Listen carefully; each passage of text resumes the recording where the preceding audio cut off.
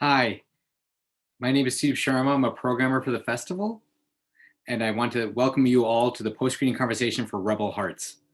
Before we begin, I have a couple quick notes. We want to thank the state of Utah for the support for this screening and the entire festival. The festival couldn't happen without your support, so thank you so much. The chat is open on the left side of your screen below the video window where this is playing. Feel free to share comments and thoughts there, but if you have a question, please enter it in the Q&A box you see on the right side. Don't be shy, please use it. As always, thank you for doing your part to foster conversations that are welcoming to all and abide by our community agreement. This includes treating moderators, artists, and your fellow audience members with respect. I'm really excited about this conversation because I love this film so much, and I'm excited to introduce at this time director Pedro Kos. Hi, Sudeep. Hi, Pedro. How are you? Good. Great to see you. Nice to see you. Thank you for having us. Yeah, no, excited to talk about it. I know you have some people with the film here. Yes, too. really excited to introduce some very special people. First, our extraordinary writer, producer, visionary who really started documenting these incredible Immaculate Hearts over 20 years ago. So there's Shawnee, and our amazing some of our amazing Immaculate Heart members, Lenore Dowling, Rosa Manriquez, and Ruth Ann Murray, all of whom you've met during the film. Hi, I think they're coming on camera now. Hello, nice to see you. Well, while questions are coming in, I just want to start off by asking you, Pedro, how did you first hear about the Immaculate Heart story, and why did you decide you wanted to make a film about it? I actually first heard it from a dear friend and one of our fellow producers, Kira Carstensen, who actually had connected with Shawnee years ago, and Shawnee had been documenting this extraordinary group of women for since the late 90s actually, and had directed these beautiful interviews and firsthand accounts. And when Kira reached out to me and said, would I be interested? And I took a look at these extraordinary firsthand accounts, and I fell in love. Someone who was raised Catholic in Brazil and has always had an interesting relationship with the church, both the progressive and the conservative sides. I think this story was really an incredible light and a new door and window in my imagination opened up, and how they really saw went beyond and were really pioneers in what for women and for people like me sometimes who feel a little bit left out. And so yeah, but yeah. Oh, sorry, go ahead. Question for Shawnee then too, because I noticed I know you did a lot of the interviews over a long period of time. I'm wondering, when did you first started interviewing people, and why did you start this project?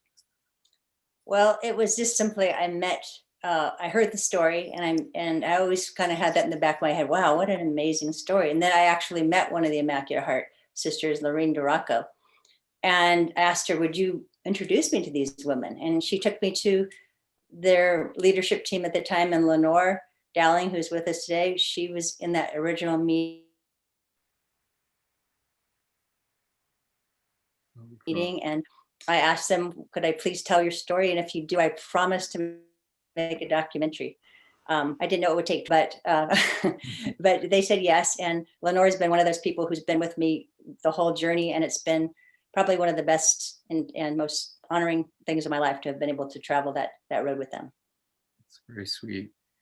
Well, I have a question then also for Rosa, Lenore, and Ruth Ann. What's it like to see this story now on film? You lived it, but then it's a totally different experience to actually watch it. And I'm wondering, like, what kind of feelings did you have about that? And I mean, I'll just to start us off, I'll ask Rosa, would you like to start? Oh. Yeah, I realize, I know we're talking and it's like, who's going to talk first? Rosa, you go, right?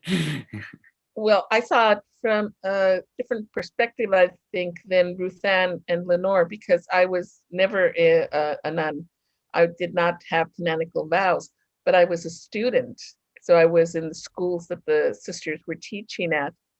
And coming into the community, I had seen some of this film, actually, not the film, but some of the film that is used in Rebel Hearts. And I always had like a sad feeling after I would see that. And as the funerals of the different sisters came about, just a feeling of what could have been if only the cardinal had been a little more in the spirit to listen. With Rebel Hearts, this was different though. I came away with a very happy feeling. It was the first time I had seen the story laid out of the Immaculate Heart Sisters in the community that left me feeling hopeful. How about you, Lenore? How did it feel for you watching it? Well, I had feelings of great pride. Anita, Helen Kelly, Corita, Pat Reeve, Dorothy Dunn were my friends. So to see them come alive and to hear them tell our story made me happy, and I remembered them with great joy and great pride. And we would not have made the journey without those courageous women. So it made me happy and made me proud. Ruthann, how about you? Well, I agree with Lenore. These were my friends, and Pat Reef and I, for instance, went into the novitiate together, so we were right at the beginning. But to hear Anita again, and to hear Kelly again, and Pat Reef again, and to see Corita, in her youth and energy, and it just brought back a lot of wonderful memories, and it reinforced the great feeling of gratitude I have that they were so articulate and right in expressing what we needed to hear. They said what we wanted said, and they said it beautifully, and in the context of a modern world. One question I had, I think Rosa kind of touched on it. I feel like there's like a real mystery about Cardinal, about the Cardinal, that why he couldn't. And I know the film's about this, but I'm just like wondering what your feelings on this is, like why he couldn't accept this change that was coming, and just even like it destroyed him as well. Like what do you think about like this inability to see the Immaculate Heart Sisters as what they were telling him what they wanted? Like what are your feelings on that? Well, the feeling I had at the time, and still do, is that he was very, very conservative. I think he had a hard time with Vatican II. I mean, at least the rumors that we were hearing were certainly that he would have been happy, I think, if Vatican II had never happened. And I think it was I think he saw it in his best interest to have nuns, in a convent, in full habit, and obeying, his wishes. He was known for actually starting an enormous number of schools. I mean, he was really into education, but again, there was bound to be some kind of a conflict when we were so impressed with the possibility of all the possibilities that opened up with Vatican II, and then to have someone, that was so seemingly opposed to it. And it didn't last. It wasn't only him. I was a member at that time of a group of principals in the San Fernando Valley.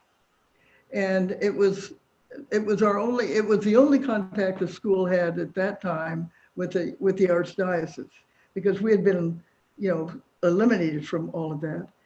And I went to the principals' meetings in the San Fernando Valley. And the first thing I found out was their enormous concern that the pastors were not sending their students or their children, the parish kids, to the schools. I was amazed that conservative outlook existed even among pastors in the valley, in the San Fernando Valley. I went to elementary school at St. Vibianus, which was the cathedral at the time, which was Cardinal McIntyre's church. That was his chair. That was where he had mass. And so as a schoolgirl, yes, I would see him. I would see him semi-regularly. And, as a child, I could see this was like illusion of power, of pomp. And as I got older and I all of this happened, I realized this is a man who has power and he's afraid of losing it, and he's afraid of losing control. And it's all based on fear, because then, all the robes mean nothing anymore because he has no power. My mother used to work at St. Vincent's Hospital. She was an X-ray technician. And in his last few years, he was very, very sick. And he was at St. Vincent's Hospital. My mother happened to be one of the X-ray technicians for him. And she came home one day and she told me, he doesn't look like the cardinal that we used to see at St. Vibiana. She said, I feel so sorry for him. He just looks so weak now. And she told me, don't be angry at him anymore. Forgive him. Because he's going through a lot. And at that point, I realized it's a person who is afraid of losing power, which is a very sad thing. We see that today.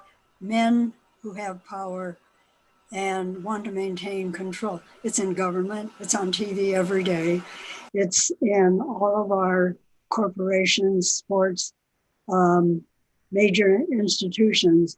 Men who want to remain dominant, who want to maintain control. So he is part of that mold. They can't change. It's threatening to change. Some do, but that would be rare. So it's, as Rosa pointed out, power and control. We have a question here from April that's kind of related to this. The question is, what advice do you have for women who want change in their patriarchal religions?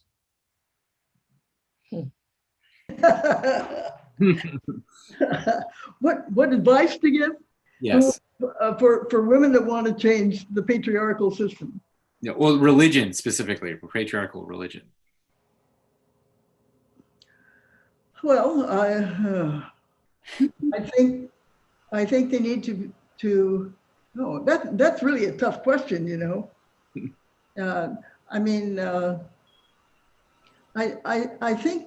I think there will be change, but I don't think it's going to happen soon.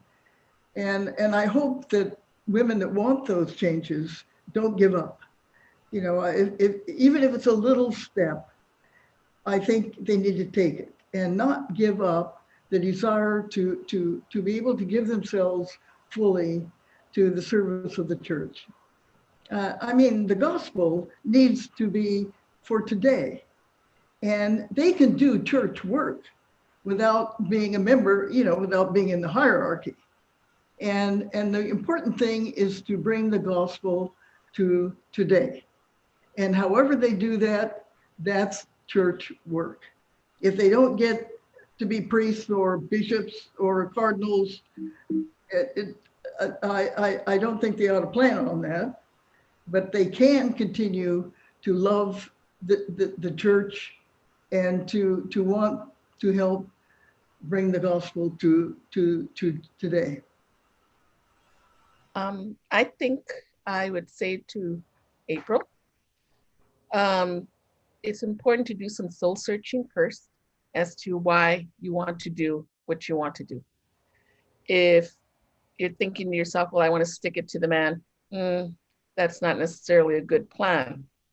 If you think there's a need for change, because there is a need for change, people are being hurt and this can't keep going on, well, then figure out, are you the person that's going to be working at that?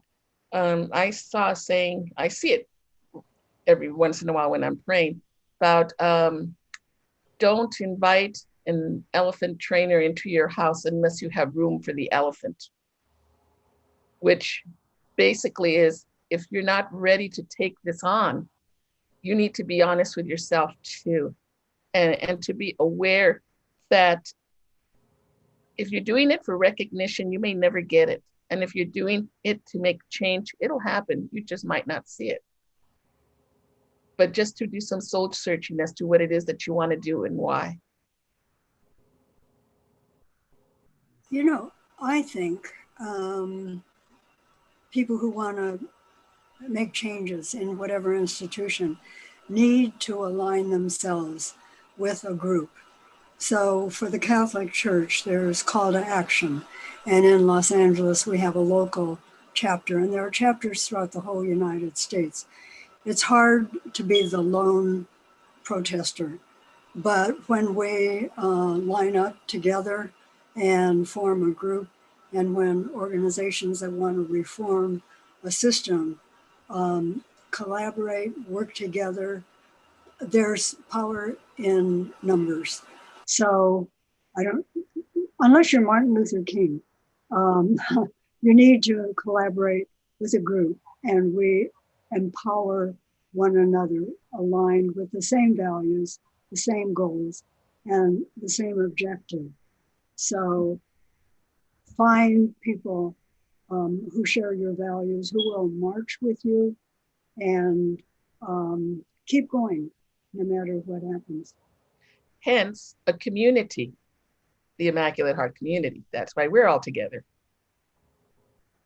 Really lovely. Thank you. I wanted to ask Pedro and Shawnee too, like, it's such a compelling story, but obviously there are difficulties in telling a story. And I'm wondering, like, what were the real challenges you had in terms of making this a film instead of just what it is, just really compelling story, but just make it into a cinematic experience? And just what was the biggest challenges you faced? You want to start, Shawnee? And I'll... Oh, yeah, okay. Well, for me, my whole issue was I really wanted people to go on the journey with them. I wanted them to feel like they were on the journey, and they really felt I had a visceral connection to the angst, and also the energy of this movement, and the spirituality of who these women really were. So that was always a challenge for me, to try to find an editor or a team to work with that really got that. And I worked with a lot of them along the way. And I also felt that I really wanted Carita's art to become a character in the story, because it mirrored so much of what the community was going through. And so when I met Kira and she turned me on to Pedro, I knew this was the guy who could bring it home. So, I was just excited about his creativity, that he got the spirituality, and he was such a creative thinker, kind of like Carita, So I'll turn it over to you, Pedro. You can pick up. How did you bring it home, Pedro? Well, we had Shawnee and I bonded, and I think we both wanted to feel like we are going on this roller coaster ride with the Immaculate Heart, to make it as immersive as possible. So we had a motto in the edit room, which was, what would Carita do? How would Carita tell the story? And think really outside the box. The Immaculate Heart sisters and community are a group of extraordinarily well-educated and really critical thinkers who question the world and think outside the box. And so we were thinking, we had extraordinary a treasure trove of materials. Shawnee's beautiful firsthand accounts, the extraordinary films that were filmed at the college from filmmakers like Bayless Glasscock, Tom Conrad, Haskell Wexler, the treasure trove of correspondence and documents and audio recordings of their deliberations. And so one of the things was we wanted to make it really tactile, to feel like you could touch, you could feel the texture of that paper, you could see the layers being brought on. And so we immediately started thinking about animation. And I spoke with our other amazing producer, Judy, and she has a background in graphic design and animation. And so we began talking about the possibilities of bringing stretches of the story to life where we had, no really materials to tell it, with the help of an animation that's really kind of inspired by Corrida's art. And Judy connected me with an extraordinary animator in Montreal, this Icelandic animator called Una Lorentzen.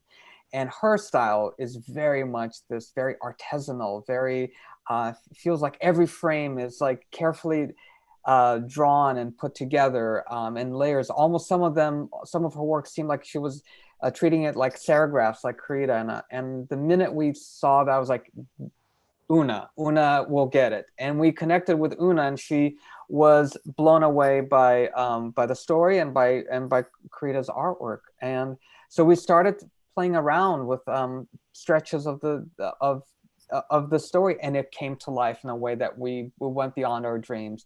And so we were like, yes, this is it.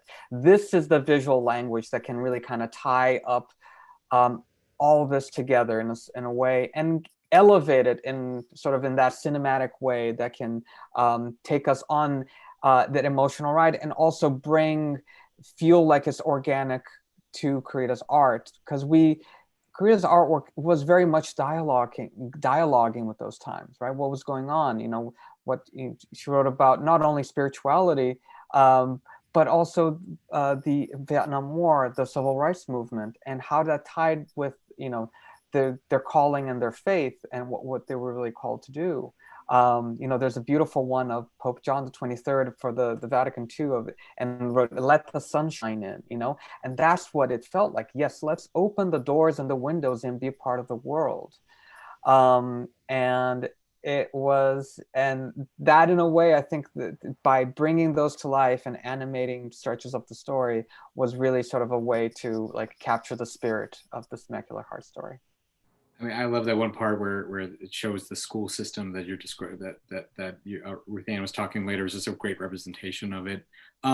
We have a few minutes left. I just have one. I wish we could keep talking, but I have one question I did want to ask, was about Los Angeles specifically, and just thinking about was this something that you would see possible that would happen with the Immaculate Heart Sisters anywhere else besides Los Angeles, or is it something specifically about the city that led to the type of community that came out of the sisterhood? And that's for really anybody who'd like to talk about that.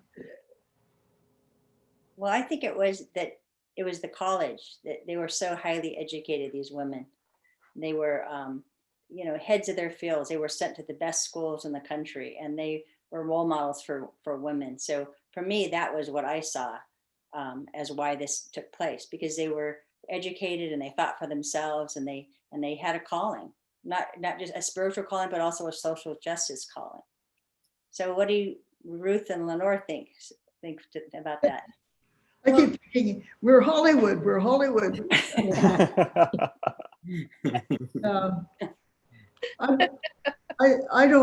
I don't know. I agree that the college was very significant in all of this. And our sisters were so well educated and current in their thinking, both within the church and out of it. And they were so credible, to the rest of us. And I also want to say, that I think Shawnee and Pedro were just extraordinary in their immediate understanding of what we were about. I don't think it was easy necessarily to pick that up, but they did. And I've heard them express what they saw and what they felt our story was in ways that I think very few people could do. I just am terribly grateful that they saw how important it was to us to do what we did. And if that made an impact on the church or on society, wonderful. But they saw it, and they were able to put that together in a marvelous film. And I'm deeply grateful for that. You know, could this have happened elsewhere? We were labeled a liberal college, and there was a strong understanding of the context, the civil rights movement, the farm worker movement, anti-Vietnam War. So throughout every discipline, students were taught to think critically about what was happening in the world.